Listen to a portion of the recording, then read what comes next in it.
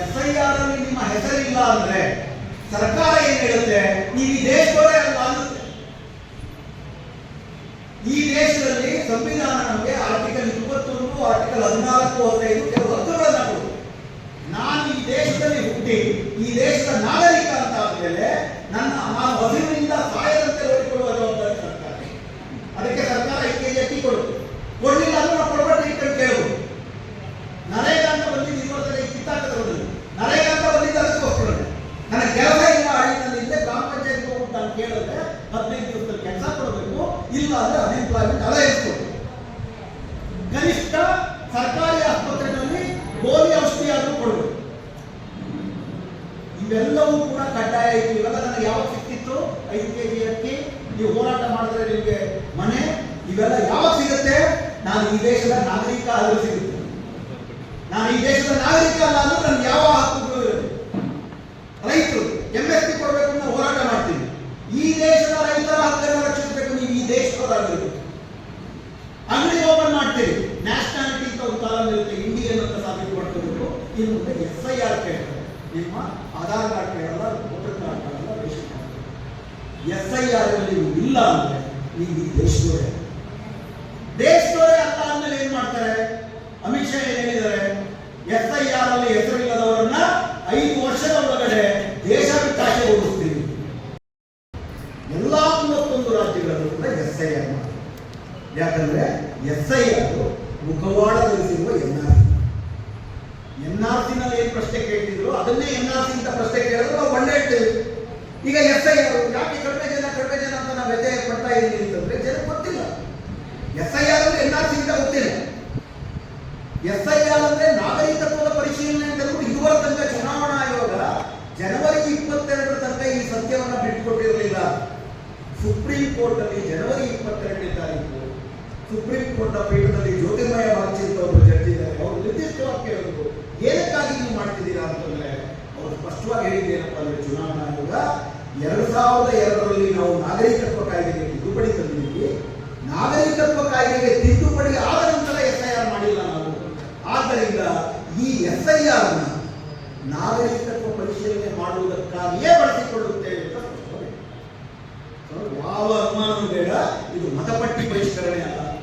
18 ವರ್ಷ ತುಂಬುವವರನ್ನು ಸೇರಿಸಿಕೊಳ್ಳುವ, ಸತ್ತೋದವರ ಹೆಸರನ್ನ ಕಿತ್ತಾಕುವ, ಕಾನ್ಸ್ಟಿಟ್ಯೂಯನ್ಸಿ ಬದಲಾಯಿಸಿದ್ರೆ ಇಲ್ಲಿ ಕಿತ್ತಿ ಅಲ್ಲಿ ಹಾಕುವ ಪ್ರಕ್ರಿಯೆ ಅಲ್ಲ.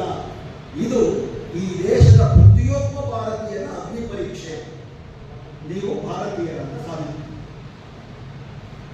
ಅದನ್ನು ಹೆಂಗ್ ಮಾಡ್ತಾರೆ SIR ನಲ್ಲಿ? ಸಾಮಾನ್ಯವಾಗಿ 2 ಚುನಾವಣೆಗಳ ಮಧ್ಯೆ ಏನ್ ಮಾಡ್ತಿತ್ತು ಚುನಾವಣಾ ಆಯೋಗ? BLOಗಳು ಬರ್ತಿದ್ರು, ನಾನು ಹೇಳಿದಂತೆ 3 ಪ್ರಶ್ನೆ ಕೇಳ್ತಿದ್ರು ಅಷ್ಟೇ. 3 ಪ್ರಶ್ನೆ ಕೇಳ್ತಿದ್ರು. ನೀವು ಹೊಸದಾಗಿ 18 ವರ್ಷ ತುಂಬಿದ್ರೆ ಫಾರ್ಮ್ ನಂಬರ್ 6 ತುಂಬಿದ್ರಿ. ನಿಮ್ಗೇನಾದ್ರೂ ಕೂಡ ಕಾನ್ಸ್ಟಿಟ್ಯೂನ್ಸಿ ಬದಲಾಗಿದ್ರೆ ಫಾರ್ಮ್ ನಂಬರ್ 8ರಲ್ಲಿ ಕಾನ್ಸ್ಟಿಟ್ಯೂನ್ಸಿ ಬದಲಾಗಿದೆ ಅಂತ ಅಪ್ಲಿಕೇಶನ್ ಕೊಟ್ಟಿದ್ರೆ ಅದು ಮುಂದೋಗ್ತಿತ್ತು. ಇದು ಚರ್ಚೆನೇ ಅಲ್ಲ. ಈಗ ಏನ್ ಮಾಡ್ತಿದ್ದಾರೆ? ಮೊದಲನೇ 3 ಹಂತದಲ್ಲಿ ನಡೆದಿದೆ. ಒಂದೊಂದೇ ಹಂತದಲ್ಲಿ ಏನ್ ನಡೆಯುತ್ತೆ ಅಂತ ನಾನು ವಿವರಿಸ್ತೇನೆ, ದಯವಿಟ್ಟು ಗಮನ ಕೊಡಿ. ಮೊದಲನೇ SIR ಪೂರ್ವ ಹಂತ, ಅದನ್ನ ಮ್ಯಾಚಿಂಗ್ ಮತ್ತು ಮ್ಯಾಪಿಂಗ್ ಅಂತ. ಏನು ಮ್ಯಾಪಿಂಗು? 2000ರ ನಾಗರಿಕತ್ವ ಕಾಯ್ದೆಗೆ ತಿದ್ದುಪಡಿ ತರುವುದಕ್ಕೆ ಮುಂಚೆ 2002ರ ವೋಟರ್ ಲಿಸ್ಟ್ ಅಲ್ಲಿ ನಿಮ್ಮ ಹೆಸರಿದೆ ಅಂತ 2025ರ ಲಿಸ್ಟ್ ಅಲ್ಲಿ ನಿಮ್ಮ ಹೆಸರಿದೆ. 2025ರ ಲಿಸ್ಟ್ ಅಲ್ಲಿ ಏನ್ ನಿಮ್ಮ ಹೆಸರಿದೆ ಅದೇ ಹೆಸರು 2002ರ ವೋಟರ್ ಲಿಸ್ಟ್ ಅಲ್ಲೂ ಇದ್ರೆ ಅದು ಮ್ಯಾಚ್ ಆಗುತ್ತೆ.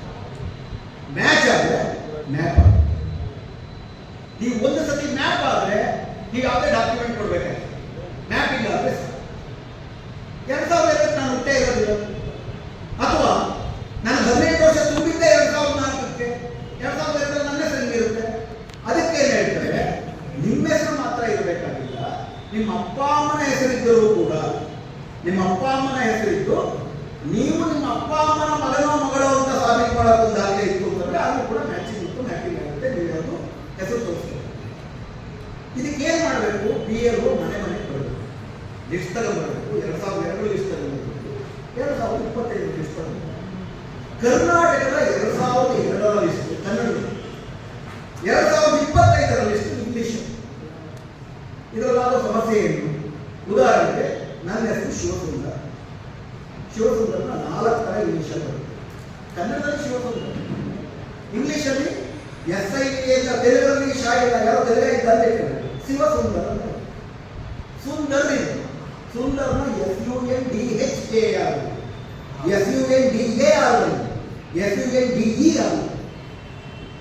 ಈ ಶಿವಸುಂದರರು ಆ ಶಿವಸುಂದರರು ಮ್ಯಾಚ್ ಆಗ. ನಾನು ಕಾಲ ಕಳ್ಕೊಂಡು ಕಥೆ ಹೇಳ್ತಿಲ್ಲ. ತಮಿಳುನಾಡಿನಲ್ಲಿ 98 ಲಕ್ಷ ಜನರ ಹೆಸರು ಮ್ಯಾಚ್ ಆಗಿದೆ. ಉತ್ತರ ಪ್ರದೇಶದಲ್ಲಿ 3 ಕೋಟಿ ಜನರ ಹೆಸರು ಮ್ಯಾಚ್ ಆಗಿದೆ. ಮಡಿಕೇರಿನಲ್ಲಿ ಒಂದು ನಡೆದಿದೆ, ನಾನು ಹೋಗಿದ್ದೆ ಮಡಿಕೇರಿ ವರ್ಷ. ಅಲ್ಲಿ ಒಬ್ಬ ಸ್ನೇಹಿತರು 2002ರ ಲಿಸ್ಟ್ನಲ್ಲಿ ಅಬ್ದುಲ್ಲಾ ಎ, 2025ರಲ್ಲಿ ಎ ಅಬ್ದುಲ್ ಮ್ಯಾಚ್ ಆಗಿದೆ. ಇನ್ನು ಮುಸ್ಲಿಮರು ಇನ್ನೊಂದು ಸಮಸ್ಯೆ, ಮೊಹಮ್ಮದ್ ಸಕ್ಲೈನ್ ಪಾಷಾ ಅಂತ ಹೆಸರಿತ್ತು ಸತ್ತ. ಮೊಹಮ್ಮದ್ನ 4 ತರ ಬರೆಯೋದು, ಸಕ್ಲೈನ್ನ 3 ತರ ಬರೆಯೋದು, ಪಾಷಾನ 2 ತರ ಬರೆಯೋದು. ಪರ್ಮ್ಯುಟೇಷನ್ ಎಷ್ಟು?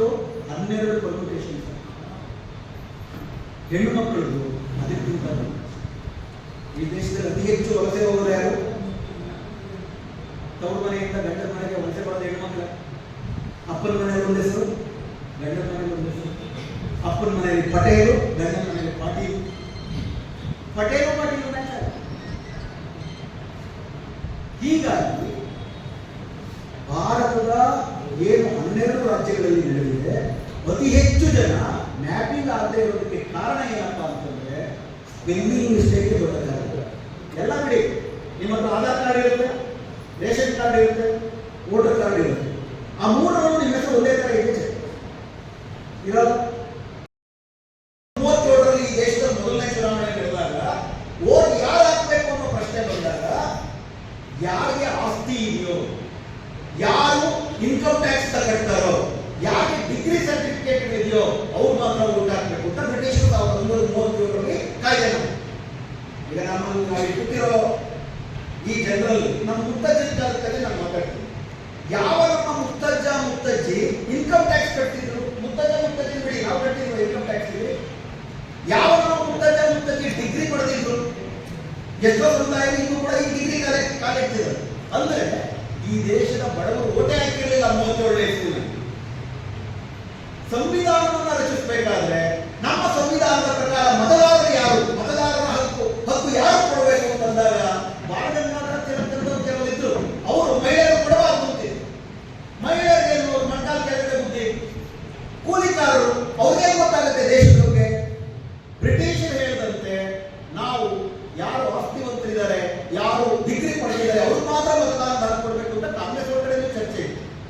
ಆದರೆ ಅಂಬೇಡ್ಕರ್ ಅಂತವರು, ನೆಹರು ಅಂತವರು ಇಂಥ ಪ್ರಗತಿಪರ ಆಲೋಚನೆಗಳು ದೊಡ್ಡ ಹೋರಾಟಗಳನ್ನು ಮಾಡಿ ನಮ್ಮ ದೇಶದಲ್ಲಿ ನಾಗರಿಕರಾಗುವುದಕ್ಕೆ, ಮತದಾರರಾಗುವುದಕ್ಕೆ ಆಸ್ತಿ ಕಡ್ಡಾಯ ಇಲ್ಲ, ಜಾತಿ ಕಡ್ಡಾಯ ಇಲ್ಲ, ಧರ್ಮ ಕಡ್ಡಾಯ ಇಲ್ಲ ಅಂತ ನೀತಿ ಮಾಡಿ. ಸೊ ಹೀಗಾಗಿ ಈ ದೇಶದ ನಾಗರಿಕರು ಯಾರು? ಈ ದೇಶದಲ್ಲಿ ಹುಟ್ಟಿದವರೆಲ್ಲ ಈ ದೇಶದ. ಹೀಗಾಗಿ ಸಂವಿಧಾನದ ಆರ್ಟಿಕಲ್ 4, 5, 6, 7 ಕೂಡ ಇದೇ ಹೇಳುತ್ತೆ. 1955ರಲ್ಲಿ ನಾಗರಿಕತ್ವ ಕಾಯ್ದೆ ಅಂತ ಮಾಡಿದ್ವಿ. ಆ ನಾಗರಿಕತ್ವ ಕಾಯ್ದೆಯೂ ಇದೆ. ಈಗೇನಾಗುತ್ತೆ, ಈಗ ಮತ್ತೆ ಸೆನ್ಸಸ್ ಮಾಡಬೇಕು. ನಿಮ್ಗೆ ಗೊತ್ತಿದೆ, ಈ ವರ್ಷ ಸೆನ್ಸಸ್ ಶುರುವಾಗುತ್ತೆ. 2026ರ ಅಕ್ಟೋಬರ್ನಿಂದ ಮೊದಲು ಮನೆಗಣತಿ ಶುರುವಾಗುತ್ತೆ. 2027ರ ಫೆಬ್ರವರಿಯಿಂದ ಜನಗಣತಿ ಶುರುವಾಗುತ್ತೆ. ಸೆನ್ಸಸ್ನ ಜೊತೆಗೆ ಅವರು NPR NRC ಮಾಡಬೇಕಾಗಿದೆ. ಆದರೆ NPR NRC ಹೆಸರು ಮಾಡೋದಕ್ಕೆ ಕಷ್ಟ ಇದೆ. ಯಾಕಂದ್ರೆ ಜನರಿಗೆ ಜಾಗೃತಿ ಬಂದಿದೆ. ನೀವು 15 ದಿವಸದ ಕೆಳಗಡೆ ಬಹಳ ಗುಟ್ಟಾದಂಥ ಒಂದು ಮಾಹಿತಿ ಕೆಲವೇ ಪತ್ರಿಕೆಗಳಲ್ಲಿ ಮಾತ್ರ ಬಂತು. 2025ರಲ್ಲಿ 2027ರಲ್ಲಿ ಸೆನ್ಸಸ್ ಮಾತ್ರ ಮಾಡ್ತೀವಿ, NPR ಬಗ್ಗೆ ನಾವು ಇನ್ನೂ ತೀರ್ಮಾನ ಮಾಡಿಲ್ಲ ಅಂತ ಹೇಳಿ ಬರೀ 2,500 ಕೋಟಿ ಕೊಟ್ಟಿದ್ವಿ ಬಜೆಟ್. ಈ ಸರಿ ಭಾರತೀಯ ಸಮಾಜದ ಅರಿವಿದ್ದವರಿಗೆ ಕೆಲಸ ಮಾಡ್ತಾರೆ. ಈ ತರ ನೋಟಿಸ್ ಯಾರು ಹೋಗಿದೆ? ಈ ತರದ ನೋಟಿಸ್ ಆದಿವಾಸಿಗಳು ಹೋಗಿದೆ ಅತಿ ಹೆಚ್ಚು. ವೆಸ್ಟ್ ಬೆಂಗಾಲ್, ಉತ್ತರ ಪ್ರದೇಶದಲ್ಲಿ ಆದಿವಾಸಿಗಳು ಹೋಗಿದೆ. ಯಾಕಂದ್ರೆ ಆದಿವಾಸಿಗಳು ಕಾಡಲ್ಲಿ ಕೆಲಸ ಮಾಡೋದು ಸರ್ಕಾರಕ್ಕೂ ಯಾವ ಸಂಬಂಧವಿಲ್ಲ. ಅವರು ಬರೋದೇ ಇಲ್ಲ ನಿಮ್ಮ ನಗರಕ್ಕೆ. ನಿಮ್ಮ ಸರ್ಕಾರ ನಿಮಗಿರಲಿ, ನಮ್ಮ ಪಾಡಿ ತಾವೇಗೋ ಬದುಕೊಂಡಿರ್ತೀವಿ ಅಂತಂದ್ರೆ ಅವ್ರು ಹೋಗ್ಬಿಟ್ಟು ನಿಮ್ಮ ಡೇಟ್ ಆಫ್ ಬರ್ತ್ ಅಂತ ಕೇಳಿದ್ರೆ ಆಚೆ ಹಂಗಂದ್ರೆ ಏನು ಅಂತ ಕೇಳ್ತಾರೆ. ದೇವರು ಮಾದೇವಾಗಿದೆ. ನೀವು ಹುಟ್ಟಿದ ಯಾವಾಗ ಅಂತಂದ್ರೆ ಕತೆ ಬರ್ಕೊಂಡಿರೋದೇ ನಮ್ಮ ಹಳ್ಳಿಗೆ ಡಾಂಬರ್ ಬಂದ ಹುಟ್ಟಿದೆ ಅಂತ ಬರ್ಕೊಂಡಿರ್ತಾರೆ. ಹೌದೇ? ಡಾಂಬರ್ ಬಂದದ್ದು ಅಂತ ಒಂದು ಕತೆ ಇದೆ. ನಾನು ಹುಟ್ಟಿದ ಯಾವಾಗ ನಮ್ಮ ಹಳ್ಳಿ ಡಾಂಬರ್ ಬಂದ. ನೀವು ಹುಟ್ಟಿದ ಯಾವಾಗ ನಮಗೆ ಪ್ಲೇಟ್ ಬಂದಿತ್ತಲ್ಲ ನಮ್ಮ ಹಳ್ಳಿನಲ್ಲಿ, ಆವಾಗ ನಾನು ಹುಟ್ಟಿದೆ ಅಂತ. ಡೇಟ್ ಆಫ್ ಬರ್ತ್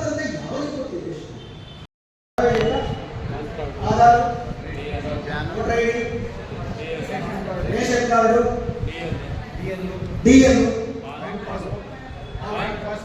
ಜಾತಿ ಪ್ರಮಾಣ ಪತ್ರ, ಪಾಸ್ಪೋರ್ಟ್, ಯಾವ marks card? School PAN card. PAN card, school marks card ಆಗುತ್ತೆ. ನರೇಂದ್ರ ಮೋದಿ ಅವರಿಗೆ ಯಾವುದು ಇಷ್ಟ? ಮೋದಿ ಸರ್ಕಾರಕ್ಕೆ ಯಾವುದು ಯಾವುದನ್ನು ಒಪ್ತಾರೆ? 11 ದಾಖಲೆಗಳು ಹೇಳ್ತಾರೆ, ಒಂದೊಂದಾಗಿ ಹೇಳ್ತೀನಿ, ನಿಮ್ಮ ಹತ್ರ ಇದೆಯಾ ಚೆಕ್ ಮಾಡಿ. ಮೊದಲನೇದು, ನಿಮ್ಮ ಹತ್ರ ಇರೋ ರೇಷನ್ ಕಾರ್ಡ್ ಒಪ್ಪಲ್ಲ, ನಿಮ್ಮ ಹತ್ರ ಇರೋ ಆಧಾರ್ ಕಾರ್ಡ್ ಒಪ್ಪಲ್ಲ, ನಿಮ್ಮ ಹತ್ರ ಇರೋ ವೋಟರ್ ಕಾರ್ಡ್ ಒಪ್ಪಲ್ಲ. ವೋಟರ್ ಕಾರ್ಡ್ ಕೊಟ್ಟಿದ್ದೆ ಯಾರು? ಸರ್ಕಾರ. ಬದುಕಿರೋದಕ್ಕೆ ಆಧಾರ್ ಕಾರ್ಡ್ ಬೇಕೀಗ. ಇವತ್ತು ನಮ್ಮ ಬಸ್ಸಿಂದ ಬರಬೇಕು, ಬೆಂಗಳೂರಿಂದ ಬಸ್ ಬರಬೇಕಾದ್ರೆ ಆಧಾರ್ ಟಿಕೆಟ್ ಅಂತ ಕೇಳ್ತಾರೆ. ಬ್ಯಾಂಕ್ ಅಕೌಂಟ್ ಓಪನ್ ಮಾಡಕ್ಕೆ ಆಧಾರ್ ಬೇಕು, ಮೊಬೈಲ್ ಫೋನ್ ತಗೊಳ್ಳೋದಕ್ಕೆ ಆಧಾರ್ ಬೇಕು, ಎಲ್ಲಕ್ಕೂ ಆಧಾರ್ ಬೇಕು. ವೋಟರ್ ಆಗೋದಕ್ಕೆ ಆಧಾರ್ ಅಂದ್ರೆ ಪರೋಕ್ಷವಾಗಿ ಷರತ್ತೇನಾಗ್ತಿದ್ದಾರೆ ಇವರು? ಯಾರು ಮೆಟ್ರಿಕ್ಯುಲೇಷನ್ ಅಂದ್ರೆ ಯಾರು ಸುಶಿಕ್ಷಿತರು, ಯಾರು ಆಸ್ತಿ ಇದೆ ಅಂದ್ರೆ ಯಾರು ಆಸ್ತಿವಂತರು, ಯಾರು ಸ್ಥಾನಮಾನ ಇರುವವರು. ಅಂದ್ರೆ ಸ್ವಾತಂತ್ರ್ಯ ಪೂರ್ವದಲ್ಲಿ ಯಾವ ರೀತಿ ಬ್ರಿಟಿಷರು ಮತ್ತು ಬ್ರಿಟಿಷರ ಪರವಾಗಿದ್ದಂತ ಈ ದೇಶದ ರಾಜಕಾರಣಿಗಳು ಓಟಿನ ಹಕ್ಕು ಕೇವಲ ಆಸ್ತಿವಂತರಿಗೆ ಇರಬೇಕು, ಸುಶಿಕ್ಷಿತರಿಗೆ ಇರಬೇಕು ಅಂತ ಕಾನೂನು ಮಾಡಿದ್ರು, ಅದು ಹಿಂಭಾಗ ಮತ್ತೆ ಮಾಡ್ತಾ ಇದ್ದಾರೆ.